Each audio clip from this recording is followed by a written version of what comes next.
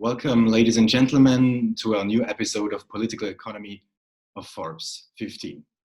My name is Niklas Hintermeyer. I'm a journalist of the German-speaking issue of Forbes, and I'm very pleased to welcome my guest today. It's Gunnar Wiegand. He's the Managing Director of the European External Action Service of Asia and for Asia and Pacific.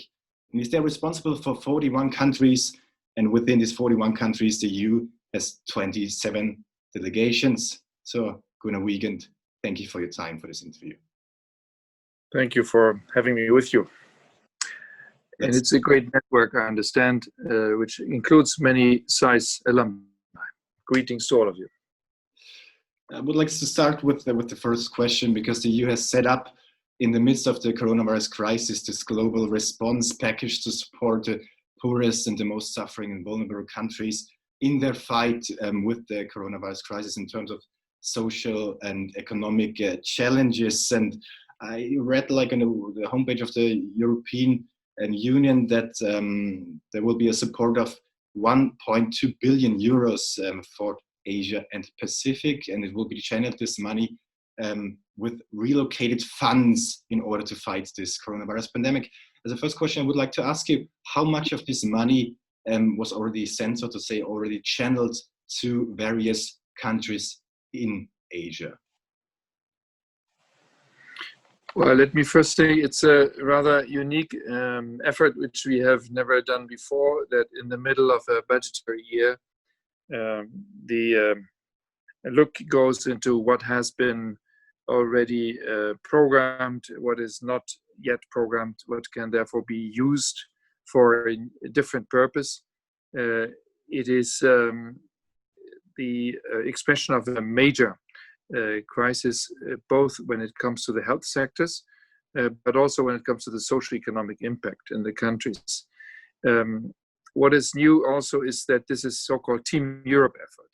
So it's not just the European Commission to look at its ongoing programs.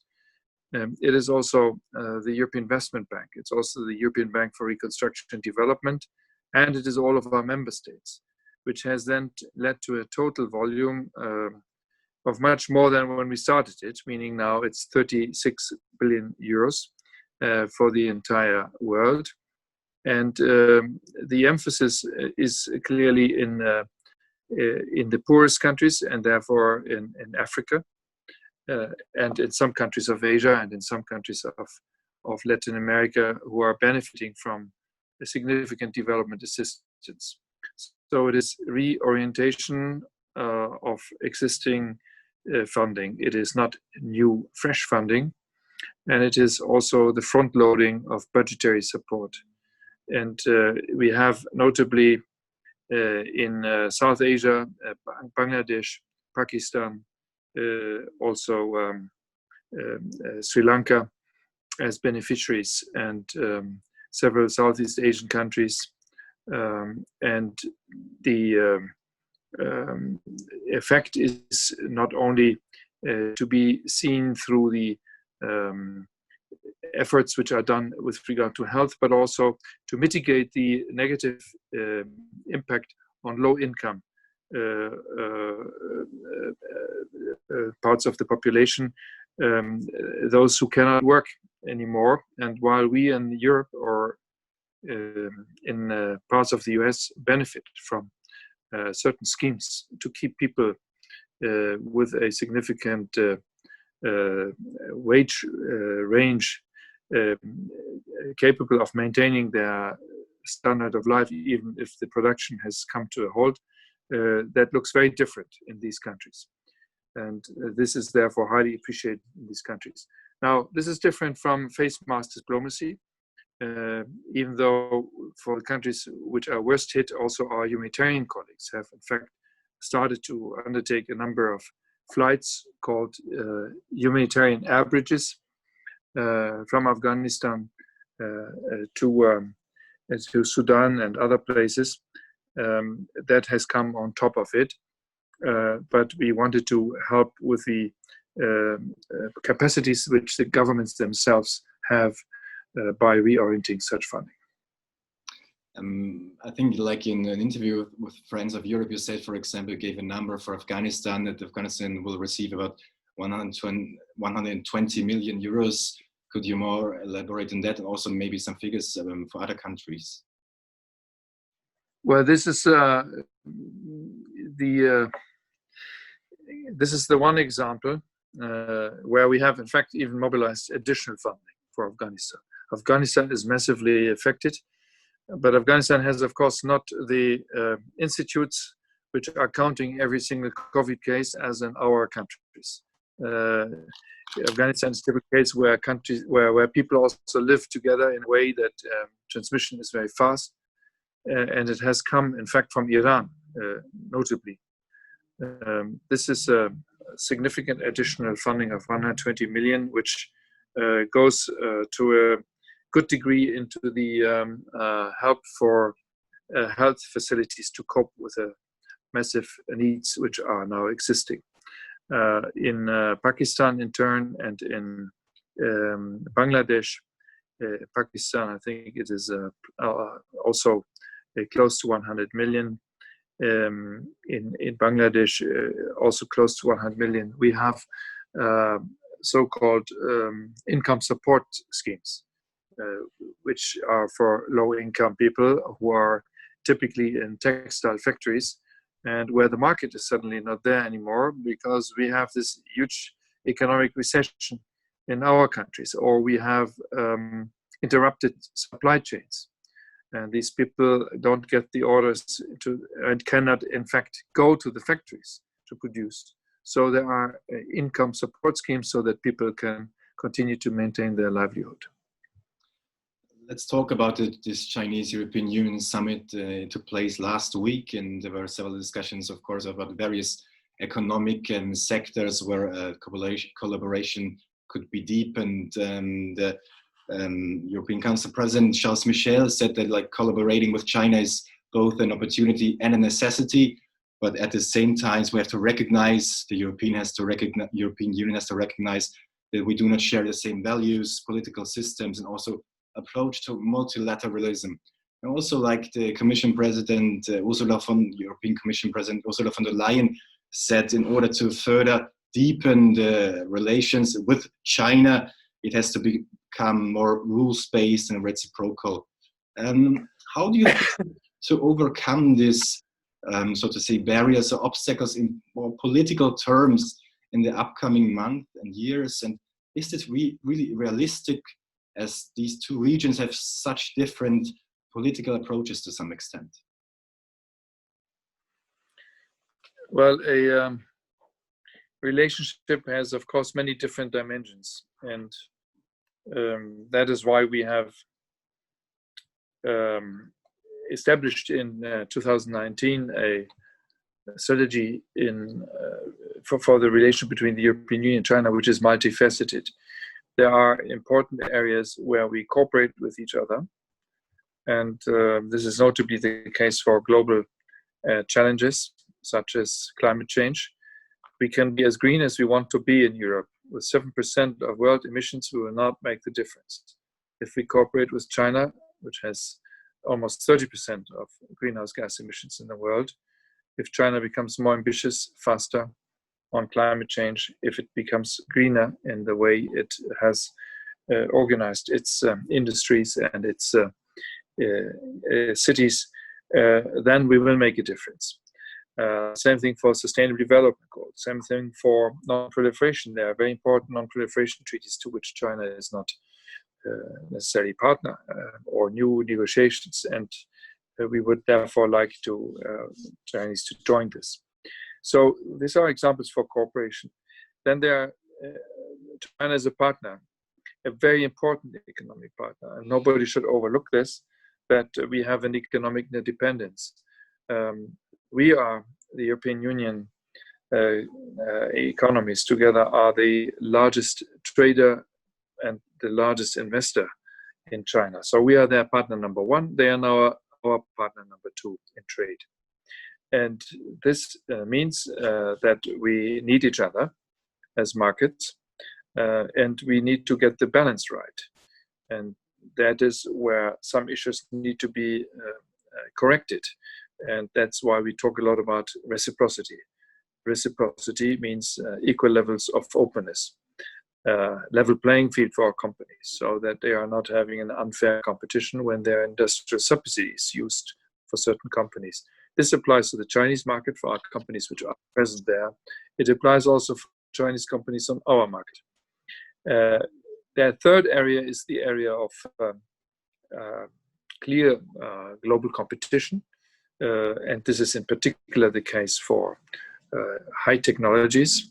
And this goes, you may have heard about China made in 2025, the ambition to have global leadership in the top 10 technologies, which decide about the world's new economy.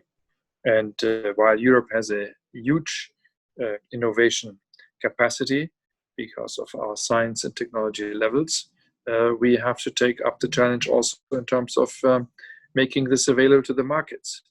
We should not become dependent on the one or the other major partner in this. We have to have the European own capacities.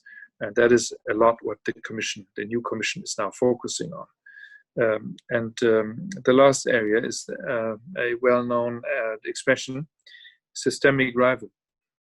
I would like to emphasize it is not strategic rival, it is not systematic rival, it is systemic rival. So there's clearly a different political system. There's also a different economic system. It's a state-driven economy. And that means there are many challenges which are linked to that.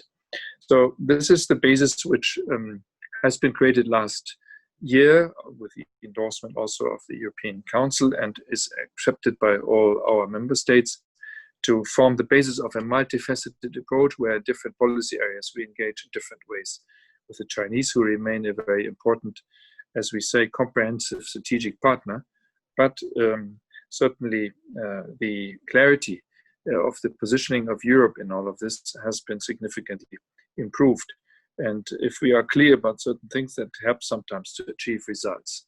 So the top priority for this year is the comprehensive agreement on investment, which would include also a number of significant reforms in the Chinese system and create the level playing field we are talking about.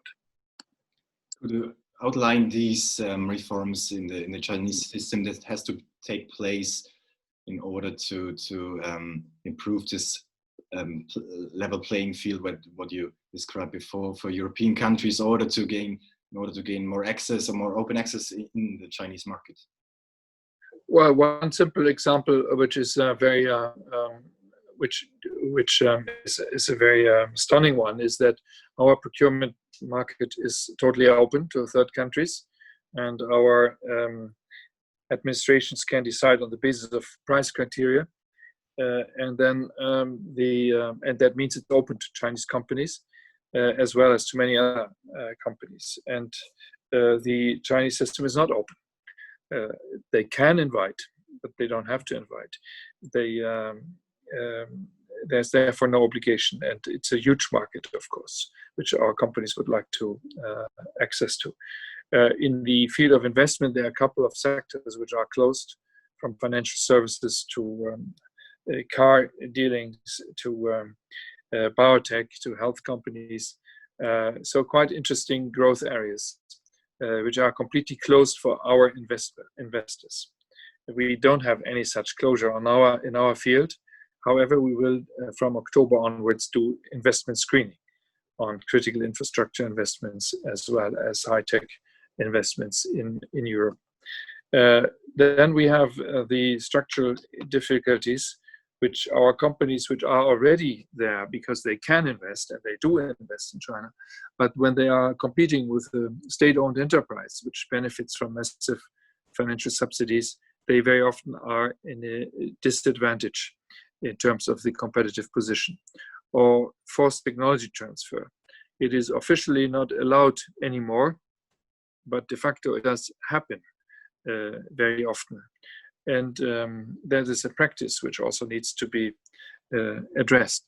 So these are a number of examples where we are addressing these imbalances. And I would like to add one field still talking about industrial subsidies. The Commission has come out last week with a white paper on industrial subsidies, meaning on the distorting effect of industrial subsidies, because we have very clear rules in the European Union internal market on state aids, as we call them. But these clear rules are not followed, applied, even enforceable vis-a-vis third country companies which come in here and which are heavily subsidized from whichever country they come. So in future, the idea is the same kind of disciplines would apply to those companies who want to become active here and who want to acquire European companies. One example, acquire these companies.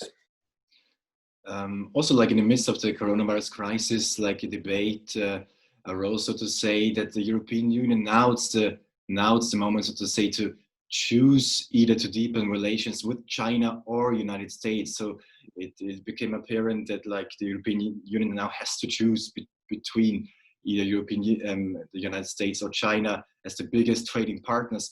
You said, like in this interview with Friends of Europe, that the European Union should stick to the close economic relations with both regions and countries, and it's not about a decision.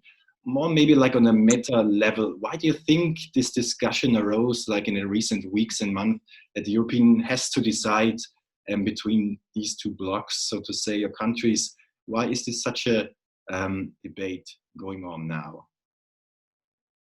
First, because think tankers and clever people who write academic articles and journalists like to how can I say, zuspitzen auf Deutsch, to somehow focus on this question, because that is very attractive then on the market of ideas. And it is somehow linked to the wider question of decoupling, so that there's an end to total globalization, and that we have to either be part of this or be part of that fully interconnected area. But I think that Europe, and it's not what I think, it is the position of the European Union, that our principal stance is that we believe in global rules, that we believe in all participating under the same rights and obligations, and that there should not be opposing camps which create their own rules for different regions. This would be to the detriment of European interests in economic terms. It would be to the detriment of the European firmly held belief that we need effective multilateralism and not multilateralism for some and multilateralism for others. And frankly, it also reflects that we are having these ideas not just as a group of lonely European idealists, but the large majority of states in the world has exactly that opinion, because people always listen to those who speak loudest. But that doesn't mean that this represents the majority. It's in fact a very classic thinking of power projection, of rivalries between powers, which would argue for such decoupling and for such spheres of influence, because that is what it is. The creation of standards for some and not for the others. We believe in the creation of standards for all. And when we recently came with the resolution on the COVID situation to the World Health Assembly, we were opposed by several, but in the end we had more than 110 co-sponsors of this, which were many, many states which thought when you have a global challenge, you need a global response. And that is the spirit with which we continue to work. There is no doubt that politically speaking, security speaking, we are very close friends and allies, and many of our member states, even in the military alliance of the United States. In economic terms, however, European Union needs to be very clear about its interest, which is to stay connected with all partners in the world. Let's talk about like Indian-European relations. Initially, like the Indian-European Union summit has been postponed because of the coronavirus crisis, but it will take place soon. And there are very strong economic ties also between India and the European Union. The European Union is for India the largest trading partner and the second largest destination for Indian export is the European Union. There are various sectors where potential can be fulfilled, such as in renewable energies. France is pushing forward cooperation in the maritime field, also security field. Also when it comes, of course, in the fight against the coronavirus crisis, but there are many fields of potential cooperation. But on the other hand, there are criticism, the critiques that say the full potential has not yet been established or accomplished. So what has to be done more as a first question, and what do you expect from this summit taking place pretty soon? I think that we don't need to listen to the critiques, that both sides in India and in the European Union would agree that we have not reached the full potential of our strategic partnership, which we have with this other very large Asian partner. Our relations have significantly improved over the last few years. The European Union adopted its own India strategy also in 2018.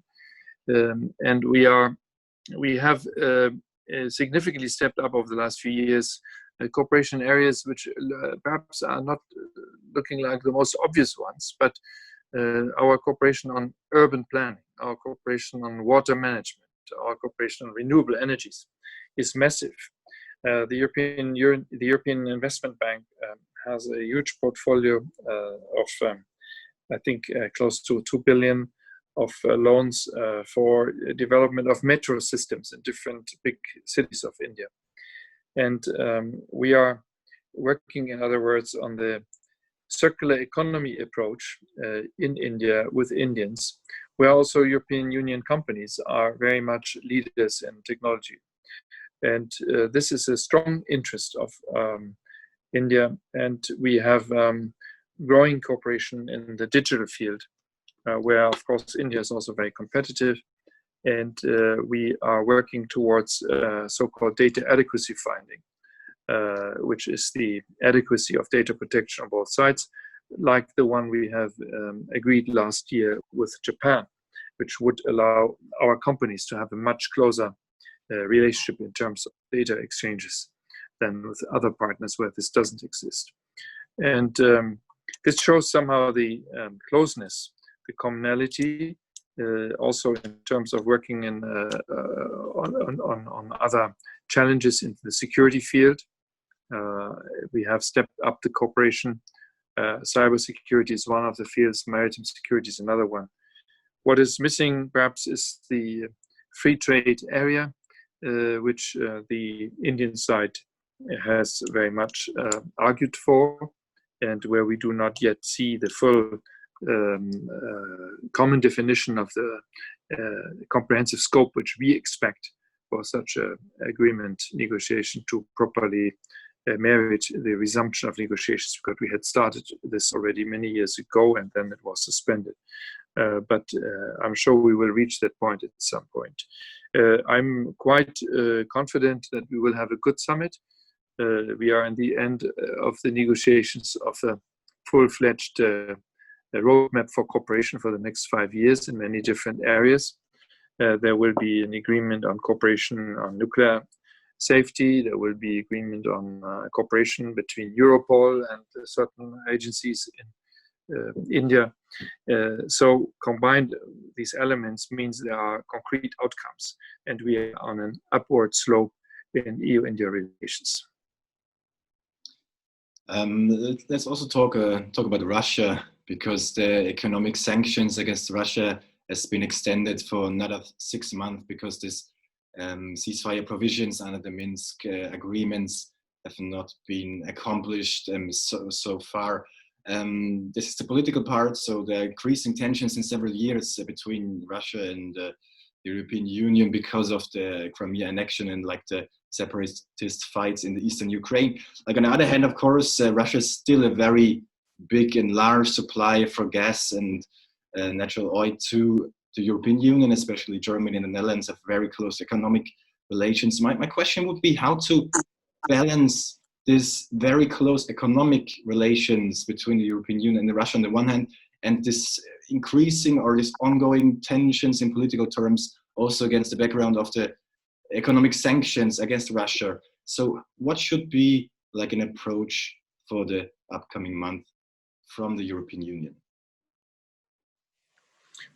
Well, you will appreciate that I will not be able to give you the details of the answer because I am not in charge of this policy area anymore. I did this for many years. But the overall answer is that we have never stopped cooperating with Russia, but we have in several areas not anymore as intensive exchanges as we used to have, because we are pursuing a policy of selective engagement, which is that we engage with Russia where it is in the interest of both sides, while we are maintaining the economic sanctions you have referred to, which had a deterrence effect in several parts of our economic relationship indeed, and which was the only way for the European Union to respond with clear impact to the massive violation of international law and of territorial sovereignty of one of our other neighbors, because not only Russia is our neighbor, but also Ukraine is our neighbor. And the situation, unfortunately, with the annexation of Crimea has not changed. And the situation with regard to the destabilization of eastern Ukraine has not changed. And this is very unfortunate because indeed there's a Minsk agreement and there have been understandings reached between Russia and Ukraine with the help of Germany and France, which still need to be implemented. So there are still reasons to maintain these sanctions. Russia knows what needs to be done. And I hope that the understanding about the possibilities to reach indeed a higher degree of quality relationship and to better work on the potential of our neighborhood would be leading the leadership to those conclusions which are necessary to come together again in a more results-oriented way, but the conditions need to be met. Gunnar Wiegand, we are unfortunately running out of time, but thank you very much for the interview and all the best for you to Brussels. Thank you to Vienna, and I hope that summer will come very soon back to your beautiful city. Thank you. We would appreciate it. And bye-bye. To our viewers, thank you for joining us again, and please watch us also next week for Former Political Economy. You can also subscribe our YouTube channels below the video. So thank you for your time.